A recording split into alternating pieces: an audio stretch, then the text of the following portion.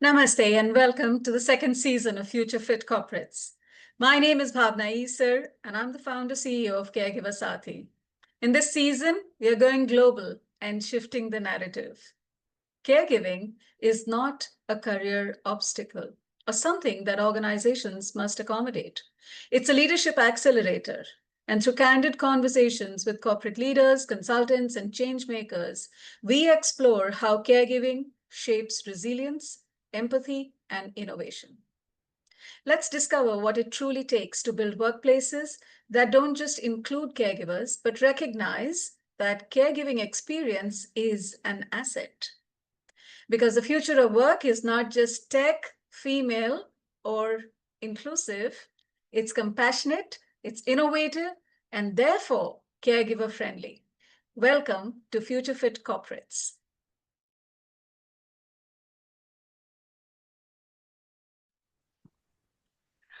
Greetings of the day.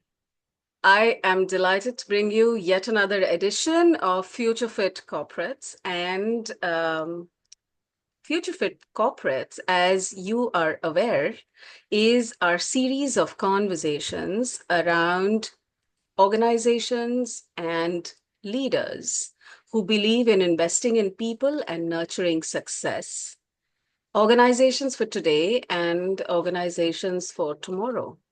With the changing demographics, with the changing world, with the increasing technology, we know that corporates that wish to be resilient and ready for the future need to plan for many things. One of the most important things that we need to plan for vis-a-vis our talent is the fact that most of us are going to be caregivers one way or the other.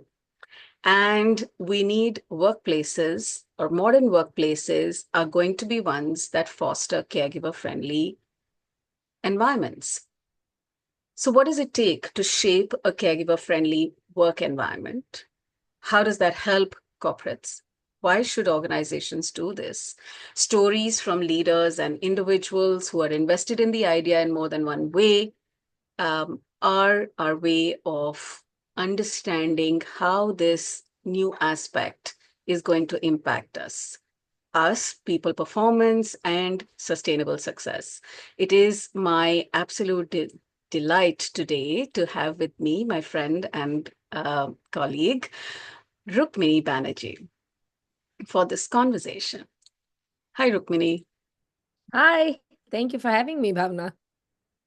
I'm going to briefly introduce you and then we will get into our conversation. Many conversations that we may have had in other settings, but now online.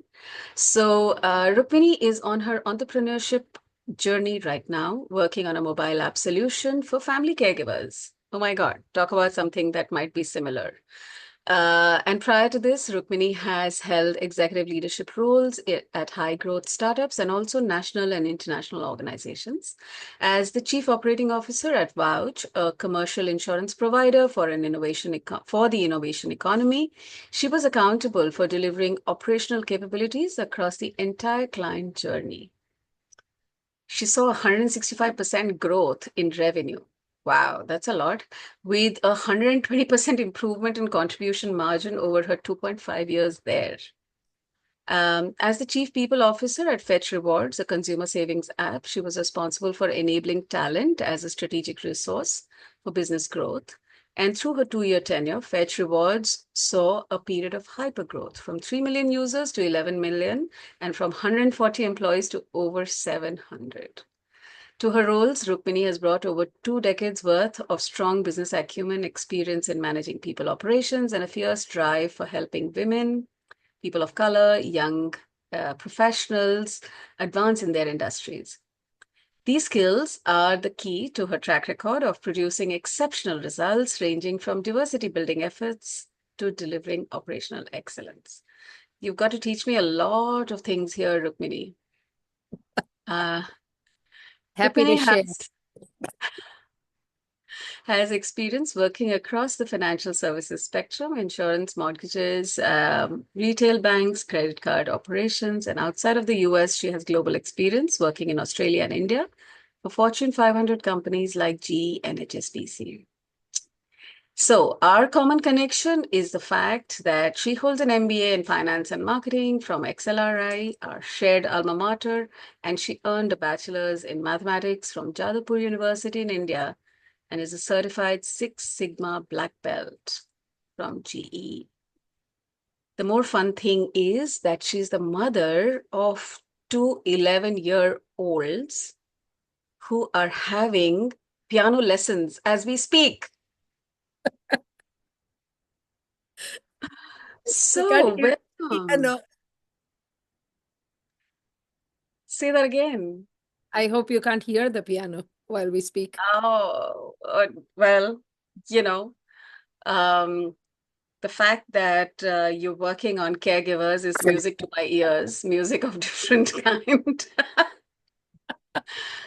Taking the music metaphor further, and it is quite something to be a working woman professional with, professional expectations, having two children, and being a long distance caregiver to someone.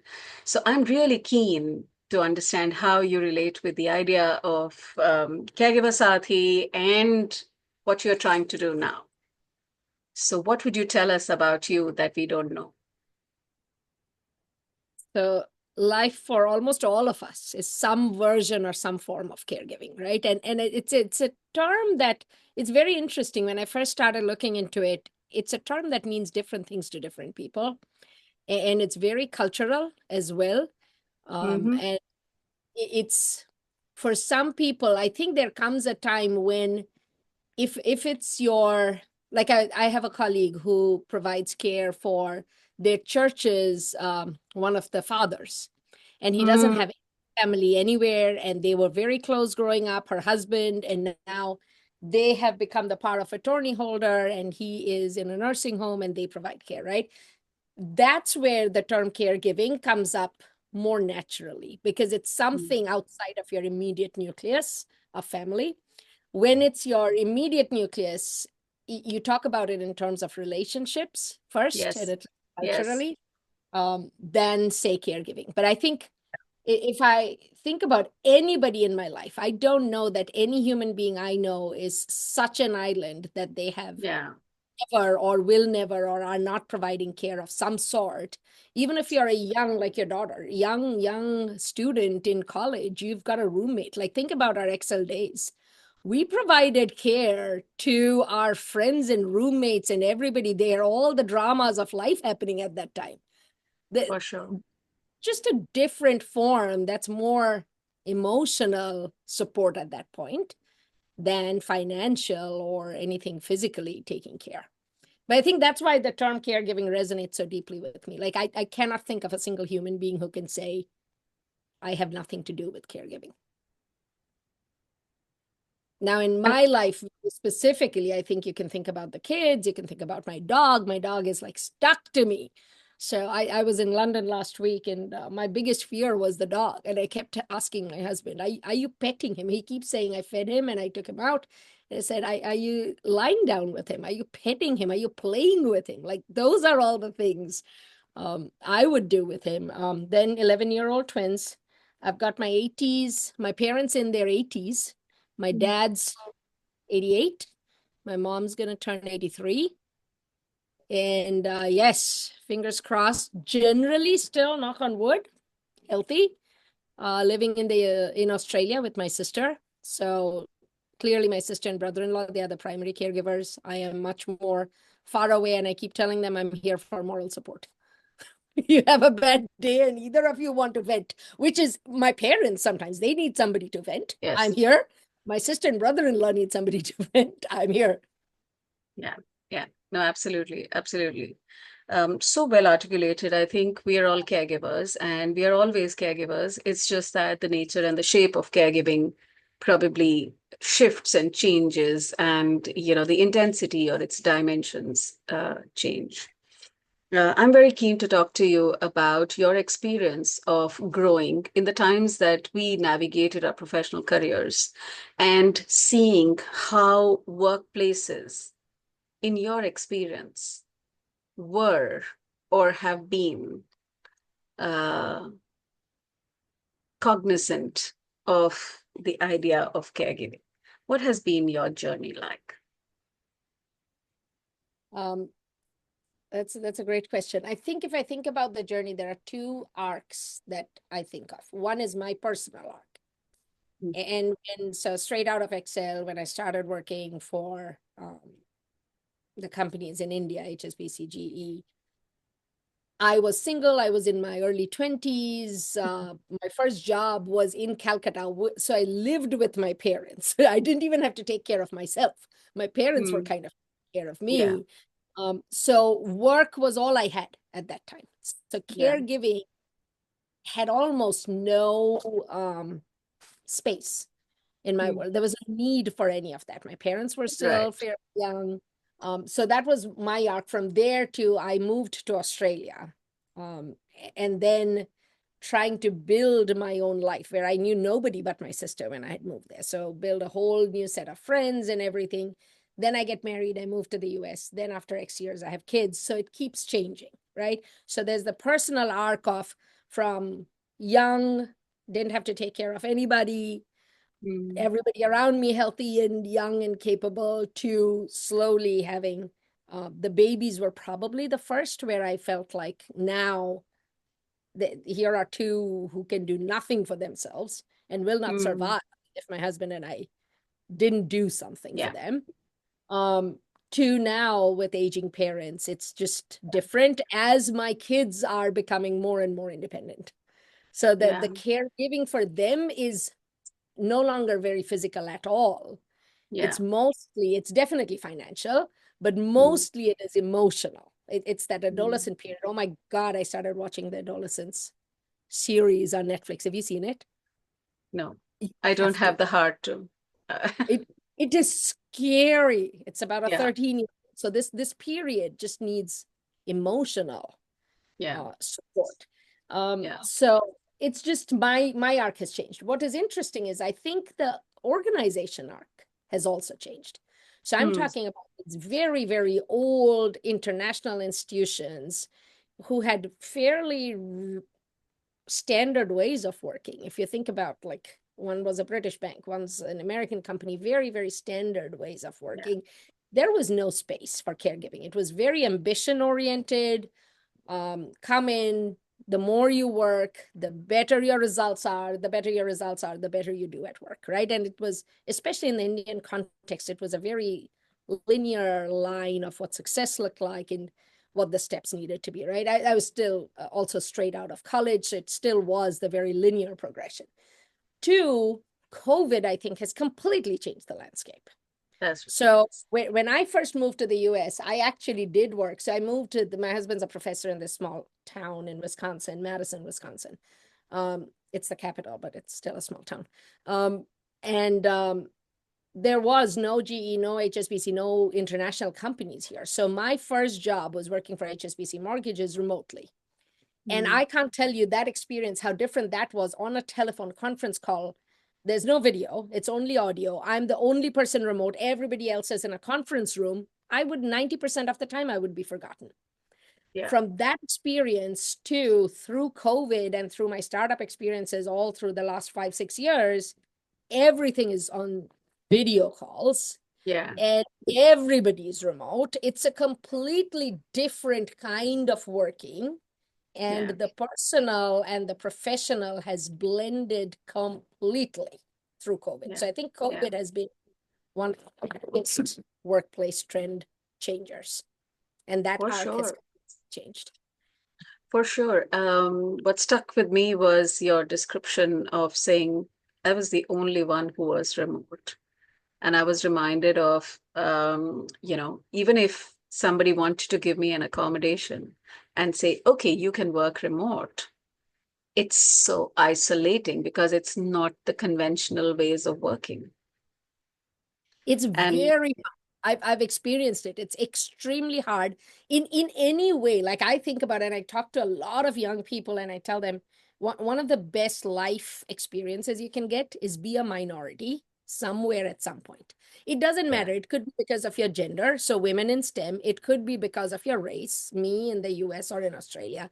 It could be because you are remote and nobody else in the office is. Like, you have to experience somewhere what being a minority is and how not top of mind that is for anybody else around you. And then you learn, and that empathy that you develop when you're in those shoes, it doesn't matter how you're a minority, is absolutely critical as a life experience. This, I just absolutely love what you just said, because I think knowing what people on the margins are experiencing gives you such a unique perspective, and it enables compassion at such a different level. If only you cannot get caught with it, if only you can think about the largest set of people similar to you. There are some people who do have minority experiences, but they quickly forget about it, or they quickly, you know, get past it. But if you can hold that experience to say, this is precious, and I'm going to do something about this experience, it can be quite valuable. Yeah, and learning to harness that, absolutely. Because when you're a minority, what you're trying to do is fit in with the majority. Yeah. So I think learning how to harness that, Yeah. because I do think people become more effective, because now Yeah. you have something. I was reading the other day an article that said, it was about tourism. I love to travel. And it talked about how American tourists, by and large, are monolingual, whereas most of the rest of the world are Mm. bilingual. And it was just a very different way of classifying tourists. Yeah. And I think, just because I know so many Indians, they're so worried in the US about their accent, about their English not being perfect. And that's with Chinese people, that's with Spanish speaking people. And what I keep telling Yeah. them is, what you have is actually stronger Yeah. because you know multiple languages. Yeah. And that gives you a different strength than having perfect English and having perfect diction. Yeah. Yeah. But it's interesting. It takes somebody, so I can relate with it when I was told that my God, you know so many languages. I mean, how does that work? So, but it takes somebody else to point that out to you, because it's quite the norm in India. Everybody knows multiple languages, right? So it's not a big deal. It's only when you interact with the majority English speaking population that you realize this is a skill, it's a privilege, it's something that's my superpower. And And right. Europeans have that because they are forced to. Indians have that because they're forced to. Yeah. Um, Yeah. Yeah. What I'd like for you to talk about is, in your experience as a chief people officer, or somebody who was worried or concerned about employees or talent, what has been your observation about the changing trends and the needs of both the employee base, the talent, as well as the organization vis-a-vis caregiving? so I think the organization goals are fairly standard, whichever organization, whenever I think about it. Organizations want to do better. And better may mean better financially. I've never worked for not-for-profits. I've only worked for public companies or mutual companies. So it's always been doing better financially. Mm. But I think the difference is, what in my earlier stages in career, the bigger lever that organizations thought about was markets, products, and technology. That's right. And now, over the last, I would say even 10 years, last 10 years, organizations have understood that the biggest differentiating lever is talent, Yeah. because it has become so easy to proliferate in different markets. Yeah. The world's global. The products are more commoditized than ever. The technology is so easy right now to get. Like, you can sit, it's amazing, right? It's amazing how AI is also changing the game. getting the technology is Yeah. actually easy. Yeah. What companies really need to differentiate on is talent, right person at the right time for their needs. And I think that is what companies are understanding. And I don't know. I hear about war on talent forever, but I don't know if organizations have figured out, because it is very hard. It is very hard to assess, and it's very difficult to grow once you have them. So I think, but this focus on people, the good part is, for people focused leaders, that's a good shift. Companies have started to understand and value um, talent much more than talent was just like a cog in the wheel before. I have 3 machines and I have 2 people. Um, it was bodies, it was numbers, and now it's really genuinely the better organizations, the ones that are doing well, have totally understood how Yeah. that's needed. From an Tell me how. employee Yeah. perspective, sorry, go ahead. I can keep No, talking please about now continue. forever. No, no, no. I interrupted you. Please go ahead. From an employee perspective, let's. From an employee perspective, I think the the need for caregiving hasn't changed. I think people Yes. had the need before. I think what has changed is this realization that I can no longer keep my personal life and professional life into separate boxes. Because we were grown, I don't remember. I think even in Excel, we were taught like there's a professional Rukmini and there's a personal Rukmini. You wear a sari a certain way when you're professional Rukmini, and you wear a sari a different way when you're personal Rukmini, right? Everything was, there's the I love professional, that example.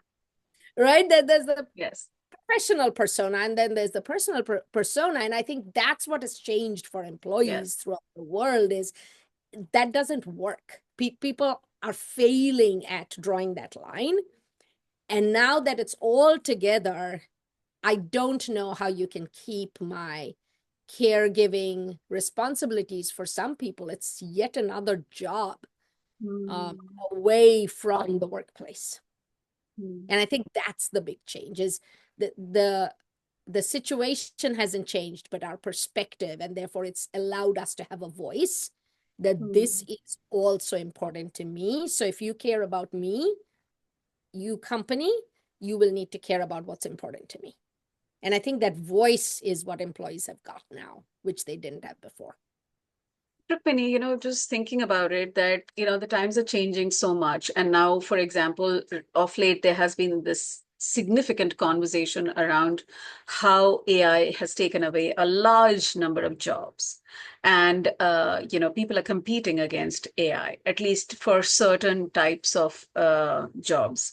And organizations are investing more in AI than in people, because people are unpredictable. People come with their needs for accommodations. People come asking for so many things. And, who has the time or the energy or the patience? Because I want to grow, I want to have Mhm. better performance, I want to have results, etc.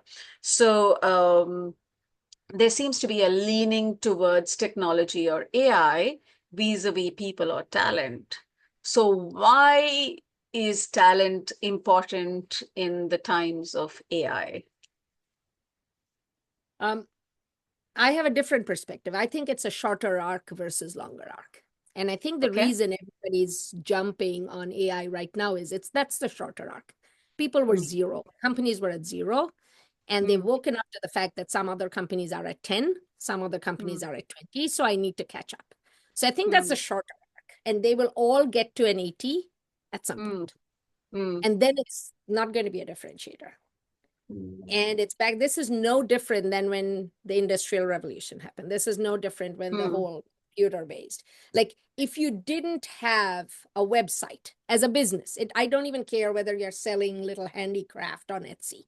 If you don't have a digital presence, you're not going anywhere. It's become table mm, stakes. And I think that's what AI will become in the short run. mm, It's table stakes, and everybody's running towards it because they need to, because they understand 10 years from now, 5 years from now, I'll become obsolete if I don't have basic AI. yeah. So that's why I think the rush. but it will again all become very, very similar. And I'm back to the only differentiator in this world is going to be people. And companies will have to focus back on that once they get to a place. So what's going to happen also, one could argue, is that there will be so many more people, right? I will, as an employer, have a lot of choice. Which are the people that I can have or not have? Why should I bother about those employees who are caught up with their caregiving? Because they are harder employees. They are more difficult to me. I'm just asking you, are they? Great. I think it is harder. I think I would have been an easier employee at 22 when I had no other responsibilities for an organization than I am at 50 right now with children and aging parents, right?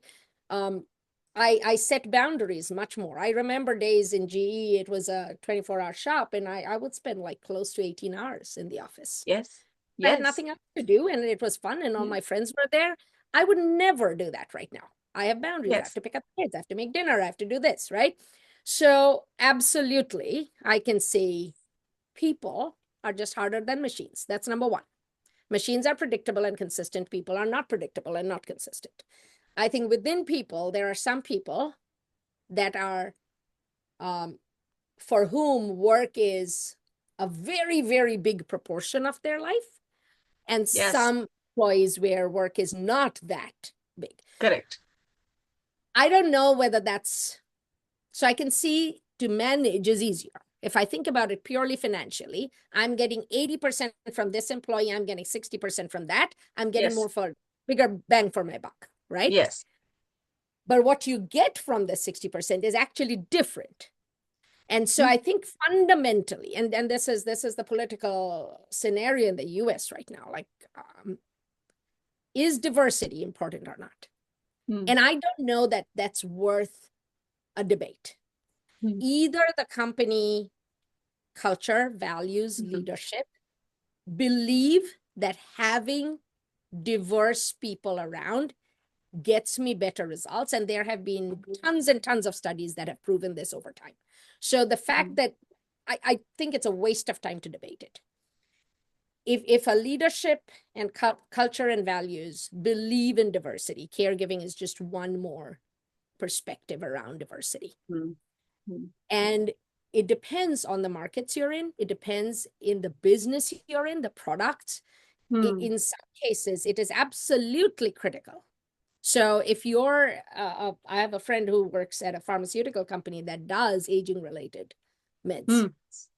How can you have an employee base that does not have substantial people who have experience with elderly people? I don't know how that works. Like, talent strategy has to marry business strategy. Talent strategy on its own is useless and unhelpful. So there is no Rukmini is good, Rukmini is bad. There isn't. Rukmini in a certain context, for a certain role in a certain company, is either good or not good, right? That's how talent works. And I think it is imperative, more so for certain organizations based on what they're trying to do than others. But diversity is imperative to everybody. And I don't know, like the stats are startling. Like, I'm working on family caregivers for elder care. It's a niche, right? I'm not talking paid caregiving.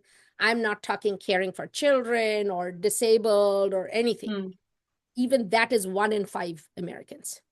For sure. And it's only, it's a huge number. So I don't know how you can say, I am going to carve off that talent pool and I'm only going to stay within this subset of talent. I think you're shortchanging yourselves on the talent you could have access to if that's how a company chooses to go. What do you think employees who have caregiving responsibilities over time, are there any unique perspective other than just, so one part is for sure you're bringing in a perspective for business strategy. That's true. Are there any other competencies that a caregiving experience builds for you.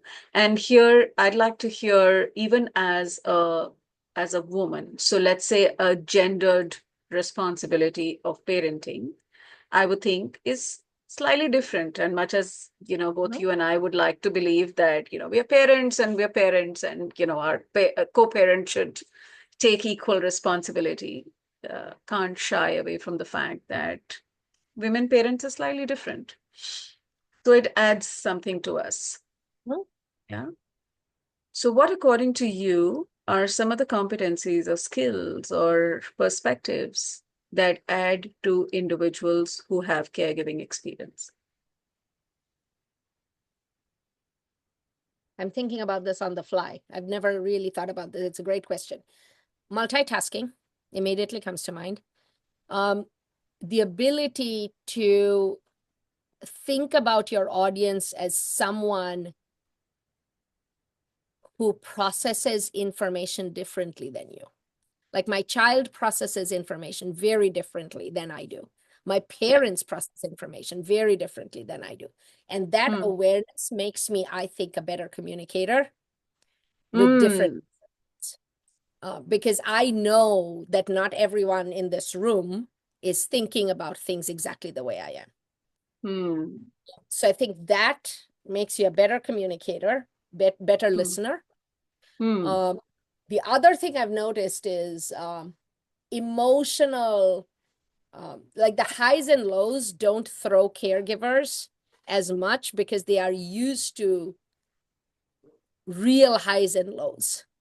And therefore, work highs and lows don't throw them as much as somebody who has not experienced that. So the So life experience of, I can deal with lemons that are thrown at me, and I I'm going to still make a, forward. Like that's that focus is I can't give up because something didn't go my way. I like how you That put I it. think resilience. Yeah, no, I absolutely like how you put it, and I'm glad it wasn't a planned question that you had a ready answer for, because I'd like to hear what is top of your mind. And as you many would listen to some of our other conversations, I find it fascinating that multitasking does bubble up as a very important thing. Yeah. Empathy, or the ability to have a variety of communication or understand where different sets of people might be, also bubbles up as a very significant skill or competency that caregiving lends to you. Anticipating emergencies and being vigilant to emergencies, or planning for, you know, That's where it things fits can in. go wrong. Risk mitigation. Like I would think these people would make great compliance people. Like there's caregiving is fundamentally risk mitigation. Just stop the Isn't really it? bad from happening. Yeah. And should it happen, do I have the presence of mind to, enlist Yeah. an emergency response team which will That address it, right? totally And if you've led a linear life, or if you've not had that life experience, you are unlikely. There's nothing in our education system that teaches us that. right. And so I really like how you thought about it on the fly. So, uh, and I would think that what I'd like for you to do for us is join the dots with these competencies to what do organizations really want. So if this is special to caregivers, and this is what caregivers come to organizations with, and what organizations want is predominantly growth and, Yep. expansion, and profits. Let's join the dots. I think what organizations, the future is very uncertain. I mean, Mm. think about how COVID changed everything. Think about how AI is changing everything, right? So whatever 5-year plans companies had needs to be refreshed regularly. So the employee base needs to be quick learners. Mm. And anything that they know, they need to be curious Mm-hmm. and they need to learn quickly and adapt Mm. quickly. Correct. And that is a superpower of Yeah. caregivers Yeah. because childbirth kind of gives you 9 months to think about it and to prepare. Even though when I had the kids, I don't think any amount of book reading or anything would have prepared me for what happens that first night you get no sleep, right? Yes. Aging parents, that happens for most people like this, a fall, a sudden Yeah. diagnosis, and you don't have time to prepare.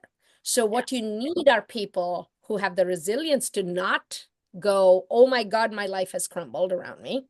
Or even if that happens, to know how to get out of that and to be able to go, okay, this is now my new reality. What needs to therefore happen? What do I need to do differently? What do I need to learn? That to me is what every organization needs in every employee. That's right. That's right. So, it's therefore really important for employees to acknowledge and see what people are doing in their personal lives in terms of caregiving. I'd like to steer towards what is it that you see as the challenge for family caregivers, and what is it that you're building?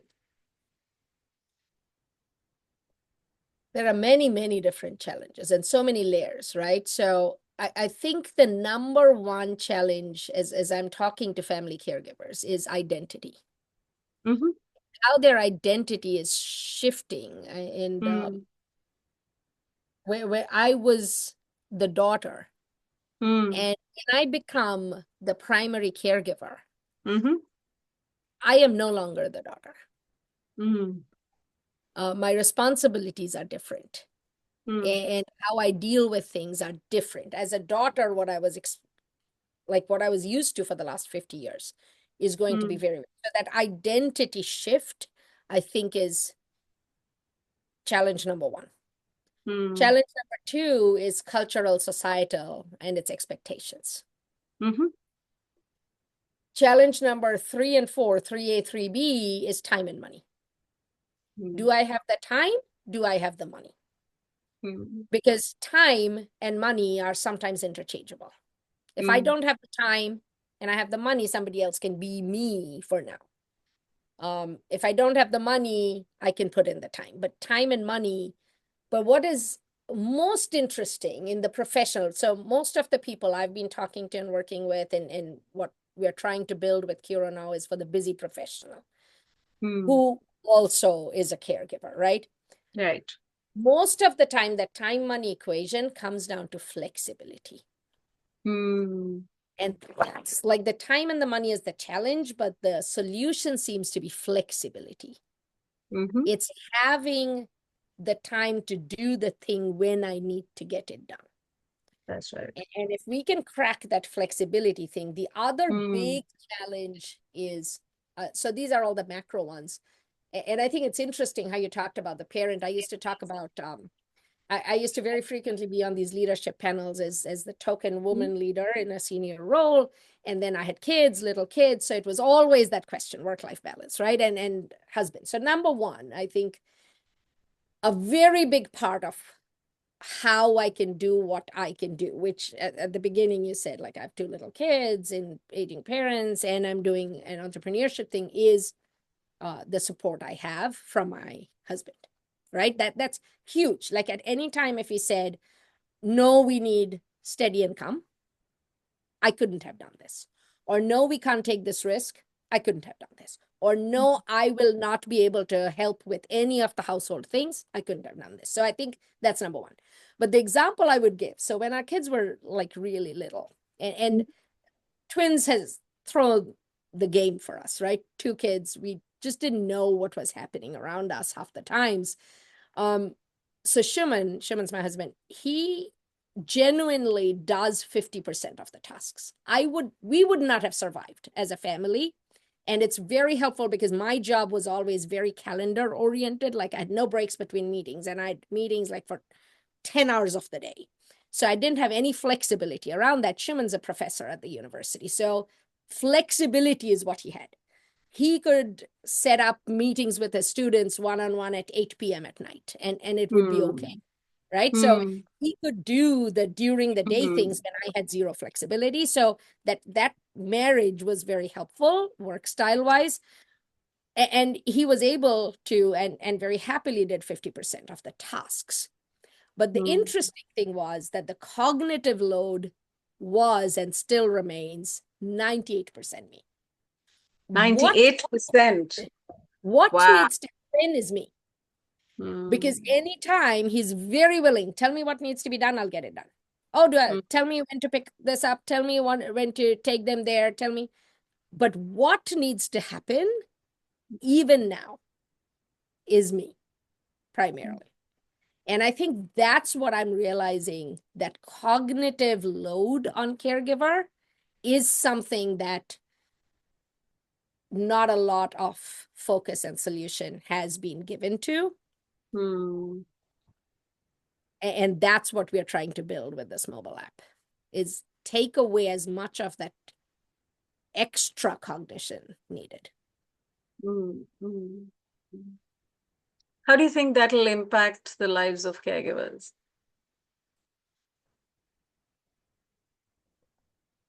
What my vision is, they still have to do what they have to do, but at least now they won't have to worry about what are the things needed to be done. Did something get missed?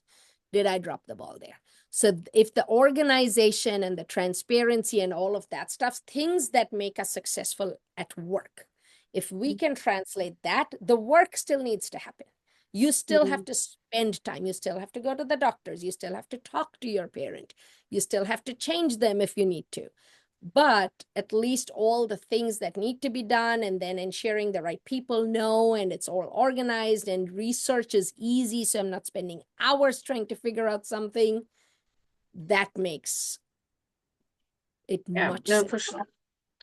And in certain geographies, I think the challenge is only increasing because the number of people who can provide care is not increasing at the same rate as the people who need care, whether it is child care or older adult care.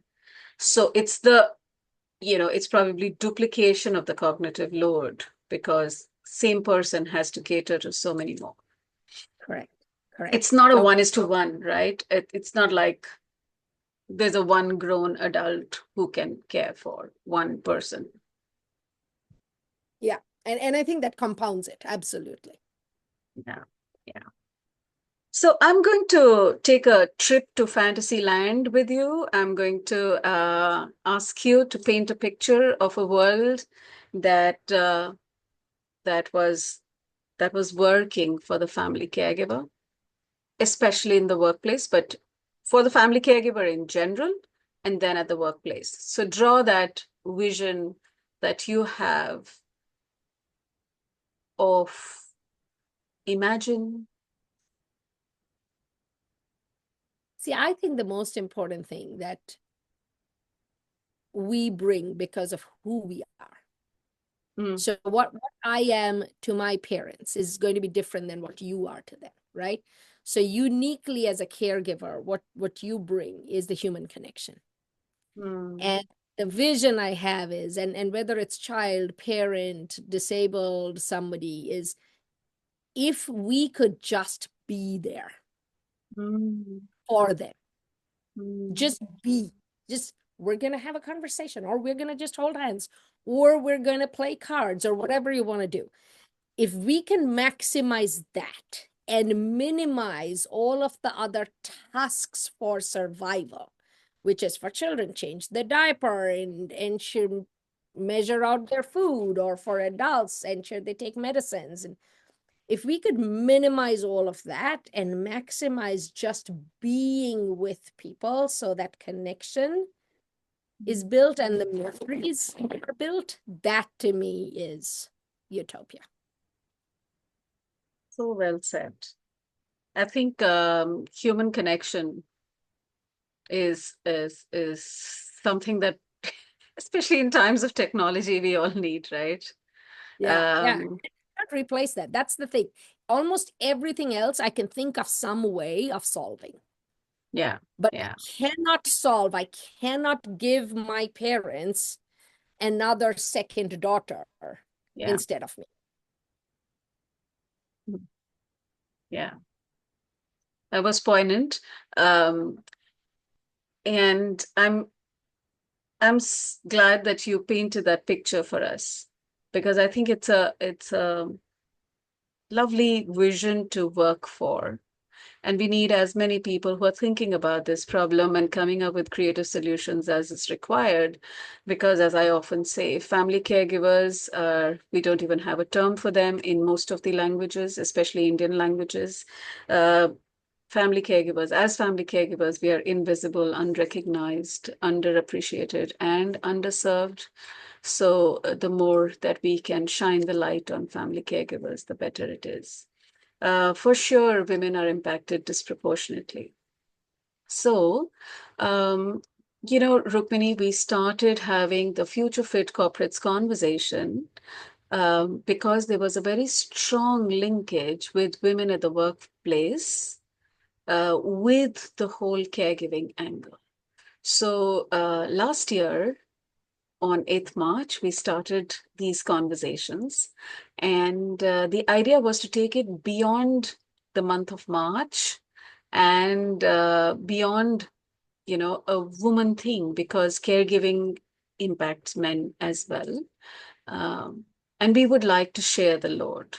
So I have a set of rapid fire questions for you around the theme of International Women's Day 2025, and I'd like to hear your views on it. The theme this year is we need to accelerate action. So hashtag accelerate action. Um, and my first question will be, what does accelerate action mean to you? We have to do more and we have to do it faster because time is running out. Hmm. Time for what is running out? Time for this subset of women in the sandwich generation throwing up their hands and calling themselves out of the workforce, losing them from the workforce altogether. So, one of the call to actions for International Women's Day is that you will say yes to a bold opportunity. So, Rukmini, my question to you is, what bold opportunity will you say yes to this year? I think jumping into this entrepreneurship thing, oh my God. Yes. Like this has been probably the biggest risk I've taken. Yes, And I'm 3-4 months into it. So yes, I'm not taking any more bold action for the next 2 years. bold enough. Big, hairy, audacious goal. All right, there is a call to action. So, what is your pledge for ongoing action towards the idea of accelerate action? What's your pledge? To make Hero Now come to life as soon as we can, to impact as many lives as quickly as we can. Mm. And on a separate note, what advice would you have for women to speak up at work?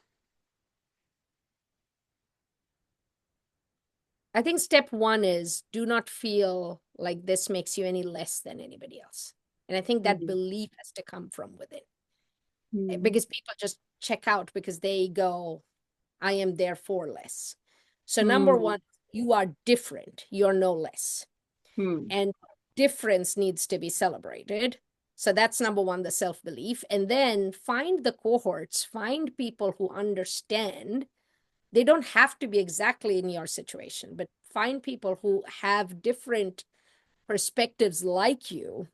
And then there is something to be said within a cohort, and the voice is stronger, therefore.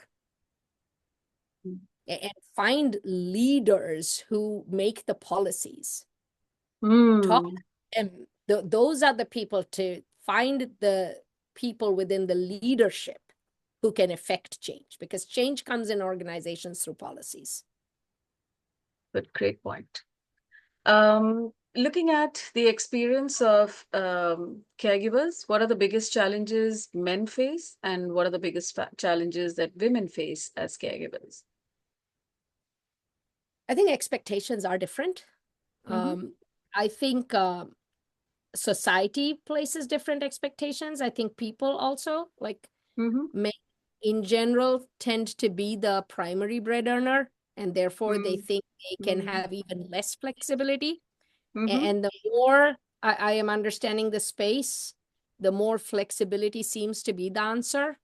And women in general, through childbirth, is when they first realize how important flexibility is. So I think women are a little ahead of the curve in understanding how Mm-hmm. valuable flexibility can be. Men are Mm-hmm. a little behind, so I think that holds them back a little bit. But I think women just get dismissed a little bit more easier after. Um, and caregiving is no different. Like Mm-hmm. women just, oh, you're not going to be ambitious enough. You're not going to work in sales that well. Or, oh, you're going to have a child, you'll be too caught up and you won't want to travel. So all of that is already there. And now add to it caregiving. I think women's biggest challenge is getting dismissed that much faster than men. That rung home for me because sometimes that dismissing is not done by others. In my personal story, I did that dismissing of me myself. I totally see that. Like, that's why I'm saying number one is the self-belief. Because without that, others can't pull you. The, none of this can be pulled from people. Yeah. It has to be on your own. You want to move through the barrier. You want to break the barrier and move forward. Yeah. What is it that you would expect from CFOs and CHROs to do differently as the world is shifting? That's my utopia. So you know how we set goals for employees, and it's based on what does the business need to achieve? I Yeah. would love having this is what the business needs and this is what the employee needs. And your actual goals that you get measured against has a balance of both. And not just in the side as a personal development thing. Oh, that would be nice if they learn to be a better communicator. Not that stupid shit. It's like, sorry, Mm, it's real. What is most important? Because I think that's what is the issue is the challenge for organizations is they don't understand what their employees' goals are. They just mm, don't. And if you don't understand what people's goals are, you don't know how to move that forward or mm. whether that's a good fit or not a good fit. Yeah, yeah, for sure. Well, I'm going to try and bring this conversation to a close because, as two friends, we can perhaps talk about this topic, which we are both passionate about, for a very, very long time. So, I'm going to give you a couple of minutes to reflect on our conversation and tell us how you feel. Any closing remarks? I think the biggest thing, Bhavana, so I'm really glad. I'm really glad you're doing this work. I'm really glad you're having these conversations because this will take time. This is a very big problem, and no Mm, individual can solve this problem, mm, however smart or resourceful they are. So it needs a mm, groundswell. And I think by doing this series, by having these conversations, I've not had a conversation like this. So, and I've been in this world for a while.